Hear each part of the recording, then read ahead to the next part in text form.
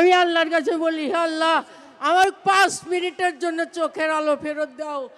আমার চেয়ারম্যান স্যারকে দেখবো, ডক্টর জোবাইদা রহমানকে দেখবো। শেখ হাসিনা সরকারের আমলে নির্বাচনী প্রচারণা চালানোর সময় পুলিশের গুলিতে দৃষ্টিশক্তি হারান মেরি আক্তার।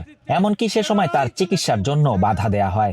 31 জানুয়ারি শনিবার সিরাজগঞ্জে আয়োজিত এক নির্বাচনী জনসভায় বিএনপির চেয়ারম্যান তারেক রহমান ও তার সহধর্মিণী ডক্টর জোবাইদা রহমানকে এক পলক দেখার আকুল আকুতি জানান মেরি। তিনি বলেন, আল্লাহ, 5 মিনিট আমার চোখের দৃষ্টি ফেরত দাও, আমি তারেক রহমানকে দেখব। আমি আল্লাহর কাছে বলি, হে আল্লাহ, আমার 5 মিনিটের জন্য চোখের আলো ফেরত দাও।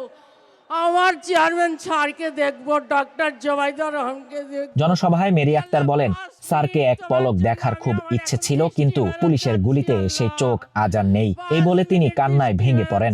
আমরা 17 বছর ধান আবাদ করছি, কিন্তু কাটতে পারি নাই। আমরা সামনে 12 তারিখে প্রত্যেকটা ভোট ধান কেটে ঘরে নিয়ে আসবো। 20 বছর পর তারেক রহমান সিরাজগঞ্জ সফর করেন। তারেক রহমান মঞ্চ থেকেই তার প্রতি সহমর্মিতা জানান এবং ভবিষ্যতে আন্দোলনে ক্ষতিগ্রস্তদের পাশে থাকার প্রতিশ্রুতি দেন। দেশ গড়তে হবে, সকলকে আমাদের একসাথে এখন কাজ করতে হবে, দেশ গঠন করতে হবে।